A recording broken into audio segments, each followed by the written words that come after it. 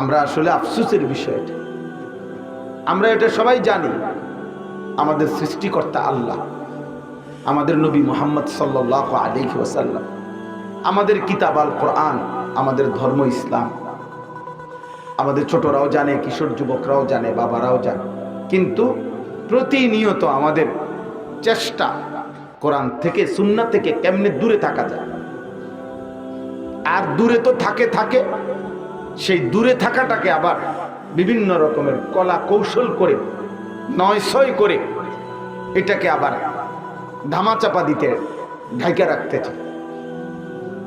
কি কর্ম হুজুর, বুঝি তো, বলেন তো, আপনাদের কথা মানলে তো ভালোই ছিল, পারি না সংসারের চাপে, এই সেই, মানে এই সমস্ত নিজের মিথ্যা, নিজের সুদ, নিজের কিস্তি, নিজের হারাম, নিজের গুনাহ, নিজের নর্তকী দেখা, নিজের নাজায়েজ জীবন, এইটাকে আবার নিজে লেভেল দেয়, মানে এটারে আবার একটা বুঝ দিতে চেষ্টা করে যে কি করুন, কোন তো বুঝি তো, মানলে তো ভালো হইতো। কত বড় আমাদের দেশে কয় যে চুরি চুরি আবার সিনা চুরি, অর্থাৎ একে তো পাপ করছে আবার নিজের পাপটাকে বৈধতা দিতে চাচ্ছে।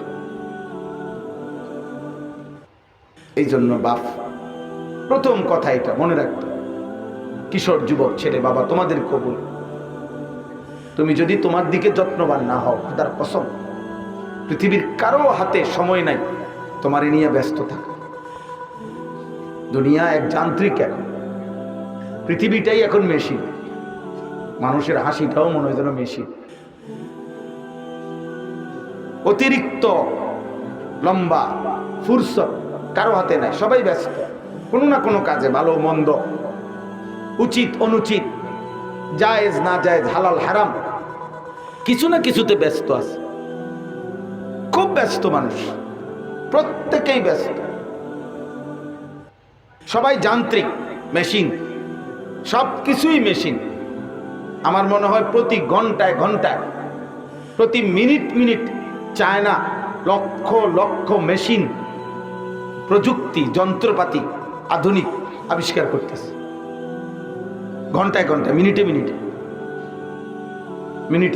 মানুষের দুনিয়ার জীবন আরো আরাম, আরো দ্রুত, আরো মজা। আপনি একটা দোকানে যাবেন, প্লাস্টিক ক্রোকারিজ সামগ্রী বেচে, যেখানে গেলে দেখবেন প্রতিটা আইটেমের একবারে পেঁয়াজ বলেন, আলু বলেন, গাজর বলেন, শসা বলেন, ক্ষীরা বলেন, যেইটা দরকার ওইটা কাটার আলাদা মেশিন আছে। আজ থেকে 20 বছর আগে, 30 বছর আগে এটা ছিল না। মানে সব কিছুতেই এখন মেশিন, যন্ত্র। সবার চেষ্টা দুনিয়াটা আরো কেমনে মজাদার ভোগ করা যায়, দুনিয়াটা কেমনে আরো আরাম হবে, আরো আনন্দদায়ক হবে। গাড়ির গতি, চলার গতি, সময়ের গতি, আধুনিকতার গতি, প্রতিনিয়ত চেষ্টা, 3G 4G 5G, আরো আগাও, নেট, ইন্টারনেটের গতি, ওয়াইফাইয়ের গতি আরো বাড়াও, আরো দ্রুত চাই, দুনিয়া আরো ভোগ করতে চাই। এই যে প্রযুক্তি, আধুনিকতা, সবাই মিলে এই যে দুনিয়ার বেঁচে থাকার সাজসজ্জা, দুনিয়া নিয়ে ব্যস্ত থাকা, কিন্তু অথচ আল্লাহ তাআলা বারবার কোরআনুল কারীমের মধ্যে বলছে, বান্দা দুনিয়াটা তো আমি সৃষ্টি করেছি, তা আমি বললাম এটা থাকতে পারবা না, এটা ধোঁকা, এটা তামাশা, এটা খেলাধুলা, এটা তুচ্ছ, এটা নগণ্য, এটা কিছুই না। যিনি বলছেন, বানাইছেন, উনি বলতেছেন এটা ফালতু, এটা 2 নম্বর, এটা আসল না, এটা ভালো হইতো না। আপনি বলতেছেন বারবার, না আমার এটাই দিতে হবে, আমার এটাই হলে সারে। আমাদের হালাত হলো, এজন্য আমাদের ছেলে পেলেদের চেহারা, সুরত, চলাফেরা দেখলে বোঝা যায় যার যাই উপার্জন সবটুকু দিয়া ভোগ করতেছে দুনিয়া, চুলের ফ্যাশন উপভোগ করতেছে, জামা প্যান্ট ভোগ করতেছে, মোবাইলের নর্তকী উপভোগ করছে, উলঙ্গ ছবি উপভোগ করছে। আহা, কে আল্লাহ, কে সৃষ্টিকর্তা, কে নবী, কে রাসূল, কি তার গ্রন্থ কোরআন, কি তার ধর্ম, তার বাবার ইজ্জত এখানে থাকবে কিনা, তার ধর্মের সম্মান থাকবে কিনা, কিচ্ছু আমার দরকার নেই। আমি ভোগ করছি দুনিয়া ভোগ করছি। যে যে কদ্দুর কামাই রোজগারি করে অতটুকু দিয়া এরপরে হিসাব মিলায় আর আরাম। দুনিয়া ভোগ করার জন্য আর কি আছে? আরেকটা ফ্রিজ কেন, আরেকটা মেশিন কেন, আরেকটা কিছু কেন, আরো দামি মোবাইল কেন, আরো কয়টা টাকা জমাইছে, 12,000 টাকা, 16,000, 16,000 টাকা, 24,000 একটা মোবাইল কেন? আরো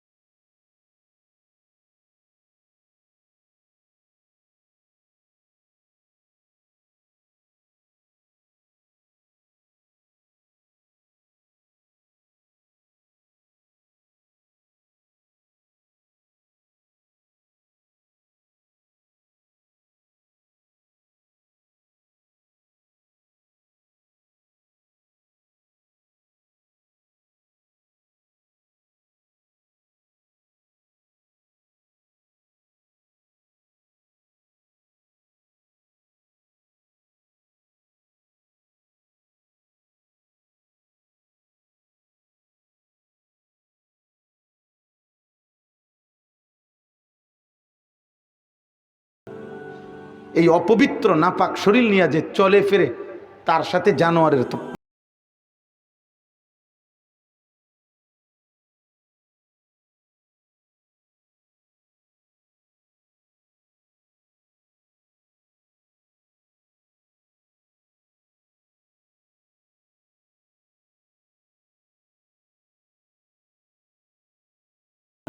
চুলগুলো সব বেঈমান মুশরিকের মতো হয়ে আছে। আহারে আব্বা, মালিক ভুলে গেল কেন?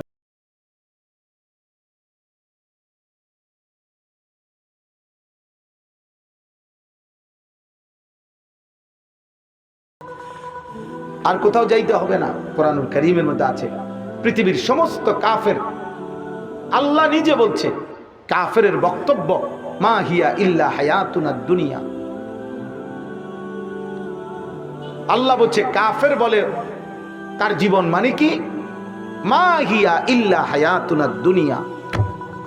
সমস্ত বেঈমানের বক্তব্য হলো জীবন কেবল দুনিয়া, এই বেঁচে থাকার আয়োজন।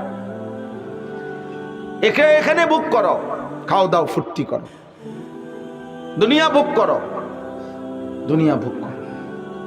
অবাক এই গোটা ইউরোপের যৌনাচার, তুমি খবর নাও। নারী জানে না তার স্বামীকে, স্বামী জানে না তার স্ত্রীকে, সন্তানটা জানে না তার জন্মদাতা বাবাকে, জন্মদাতা মাকে, কেউ জানে না। কিসের বংশ, কিসের সম্পর্ক, কিসের পরিবার, কিসের স্বামী স্ত্রী? যার যেখানে রাত হয়, যার সাথে যার পছন্দ হয়, যার সাথে যার বোঝাপড়া হয়, সে তার সাথেই যৌন সম্পর্ক, জিনা, ব্যভিচার করছে। এটা তাদের জন্য স্বাভাবিক, এই তাদের জীবন, কারণ জীবন এনজয় করছে। ইউর লাইফ ইউর উইশ, ইউরোপের স্লোগান, তোমার জীবন তোমার পছন্দ।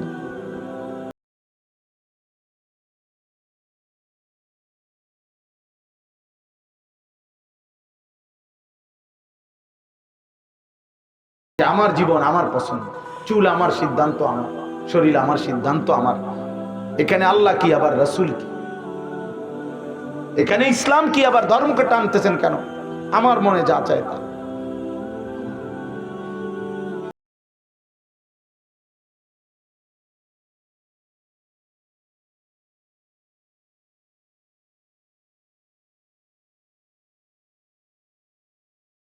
এর মধ্যে আল্লাহ তাআলা বলছেন ওয়াত্তাবা হাওয়াহু ফামাসালুহু কামাসালিল কালব। আবারও বলছে এদিক সেদিক তাকায়ও না ভাই, আমি ঠিক টাইম মতো ছেড়ে দেব। আল্লাহ তাআলা বলছেন যে তার মনের চাহিদার মতো চলে, খোদার কসম আল্লাহ তাআলা বলছেন তার উদাহরণ, তার দৃষ্টান্ত কামাতালিল কাল, কুত্তার মতো। কোরআন শরীফের আয়াত, কামাতালিল কাল, ওই জীবন কুত্তার জীবন, কুকুর। কাল অর্থ কুকুর। ওই জিন্দেগি কুকুরের জীবন, যে জীবন মনের ইচ্ছার অনুসারে, আমার মনে যা চায়, আমার মনে যা চায়। অথচ আমাদের নবী সাল্লাল্লাহু আলাইহি সাল্লামের মাথায় চুল মোবারক, নবীজির মাথায় চুল ছিল, কথা বলে না তো তুমি একবার জানলা না যে তিনি কিভাবে চুল রাখতেন? ১.৫ লক্ষ সাহাবীর মাথায় চুল ছিল, তো তুমি একবার জিজ্ঞাসা করলে না কেন যে আমি মুসলমান, আমার নবী সাহাবীরা কিভাবে চুল রাখতেন? তোমার বাবা দাদা পূর্বপুরুষের মাথায় চুল ছিল, তো তুমি একটাবার বুঝতে চাইলে না কেন যে আমার পূর্বপুরুষরা কিভাবে চুল রাখতেন? তুমি জীবনে কোনো আউলিয়া কেরামের নাম শুনেছ?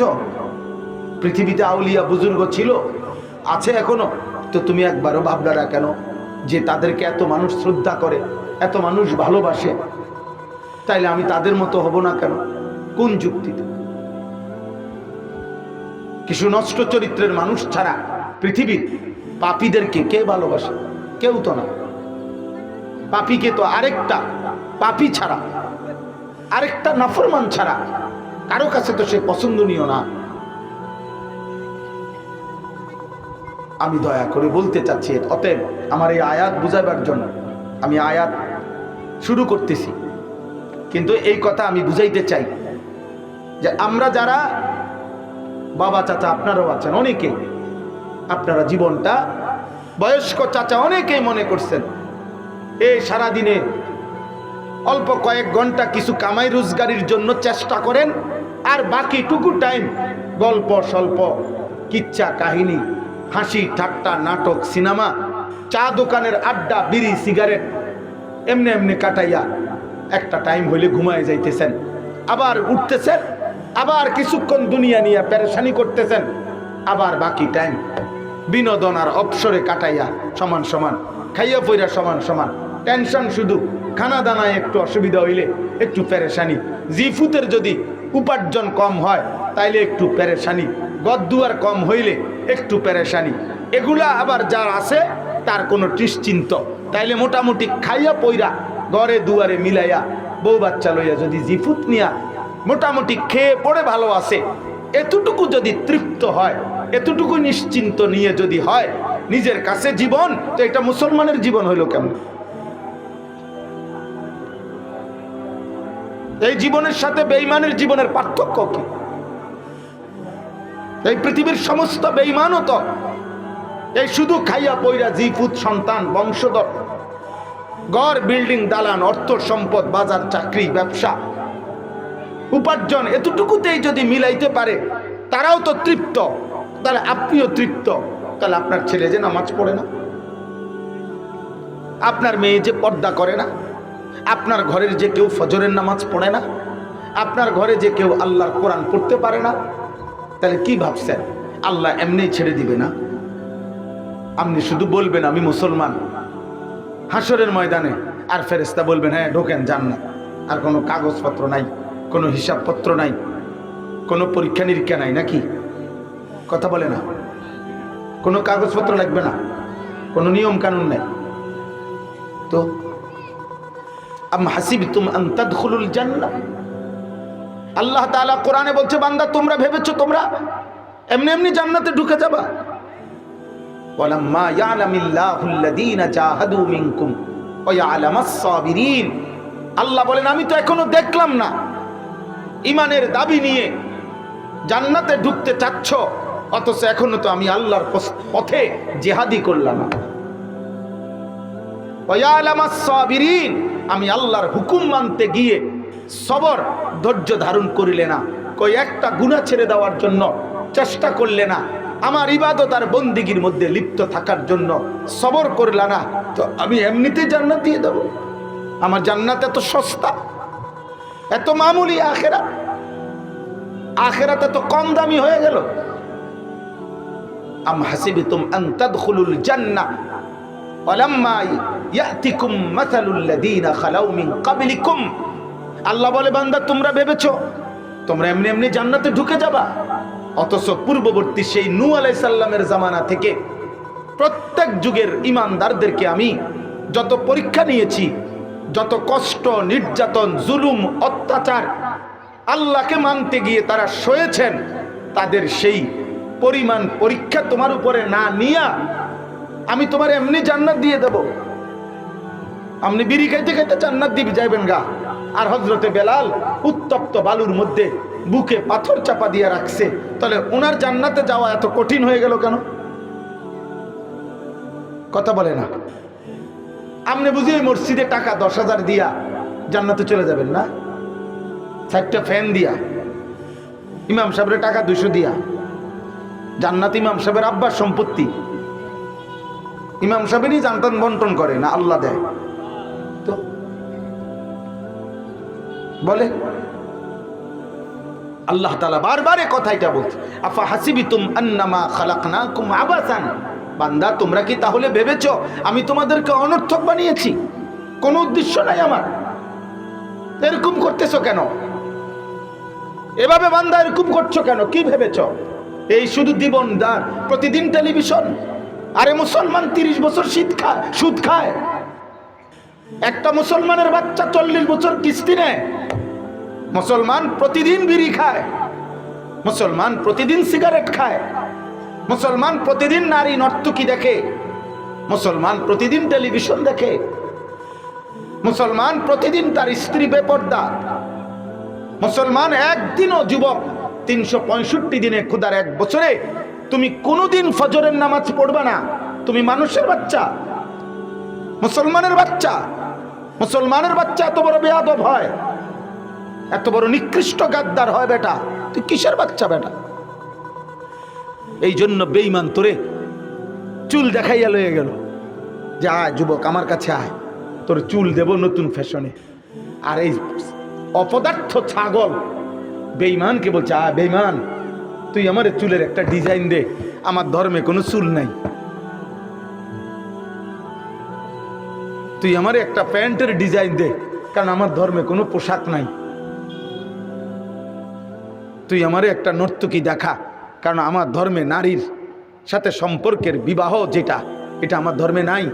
আমি নারী দেখে দেখেই, আমি মোবাইল দেখে দেখে আমার জীবন পার করতে হবে, কারণ আমার ধর্মের মধ্যে কিছু নাই। আহা বাবা, কি করছো আব্বা? আল্লাহ তাআলা বলছে, বান্দা তুমি কি ভেবেছো আমি তোমাকে অনর্থক বানালাম? আল্লাহ তাআলা কোরআনুল কারীমের মধ্যে বলছে, বান্দা তুমি জানো আমি তোমাকে কতভাবে সৃষ্টি করেছি? আল্লাহ তাআলা আমাদেরকে আমাদের গল্প শুনাইছেন আমাদেরকে, যে তুমি মাটি ছিলে, প্রথম আমি মাটি থেকে সৃষ্টি করেছি, মাটি থেকে খাদ্যের উপকরণ, খাদ্য বানাইছি, সেইটুকু খাবার তোমার বাবার মুখে লোকমা হিসাবে পৌঁছাইছি, সেখান থেকে নির্দিষ্ট পরিমাণ বীর্যের ফোঁটা আমি তৈরি করেছি। একদিন স্বামী স্ত্রীর মিলনের মাধ্যমে সেই বীর্যের ফোঁটা তোমার মায়ের জরায়ুতে আমি পৌঁছাইছি। সেই এক ফোঁটা বীর্য থেকে আমি জমাট রক্ত বানাইছি, জমাট রক্ত থেকে গোশতের টুকরা বানাইছি, গোশতের টুকরা থেকে হাড্ডির একটা কঙ্কাল আমি তৈরি করেছি, হাড্ডির খাঁচাটা থেকে এটার উপরে গোশতের আবরণ দিয়ে চোখ, নাক, কান, হাত, অঙ্গ প্রত্যঙ্গ আমি আল্লাহ সাজাইছি। একদিন এরপরে ওই দেহটার উপরে রূহ ফুঁকে দিয়ে মায়ের পেট থেকে বের করেছি, জন্মলগ্নে ছোট্ট একটা বাচ্চা বানাইছি। কিছুদিন পরে ধীরে ধীরে শক্তি সামর্থ্য দিয়ে যৌবনে পৌঁছাইছি, কিছুদিন পরে আবার শক্তিটা কমায় দিয়ে বৃদ্ধ বানাইছি, একদিন চলার পথে মৃত্যু দিছি, বৃদ্ধ বানাইছি। আমি এইভাবে একটার পর একটা সিরিয়ালে পর্যায়ক্রমে বান্দা তোমাকে সাজাইলাম, তোমাকে বানাইলাম। চোখ আমি দিলাম, কান আমি দিলাম, হাত আমি দিলাম, লজ্জাস্থানের ক্ষমতা আমি দিলাম, পেটের চাহিদা আমি দিলাম, বিবেকের শক্তি আমি দিলাম। এই সব কিছু বেহুদা, এই শুধু নারী দেখার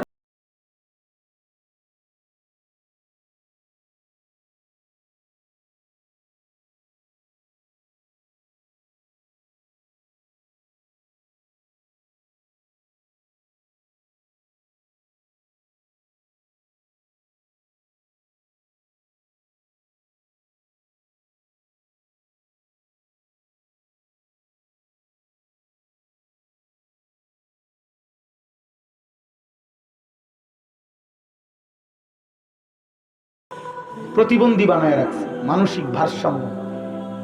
একটা ছোট্ট মোবাইল ডাইরেক্ট প্রতিবন্ধী, মানসিক ভারসাম্য।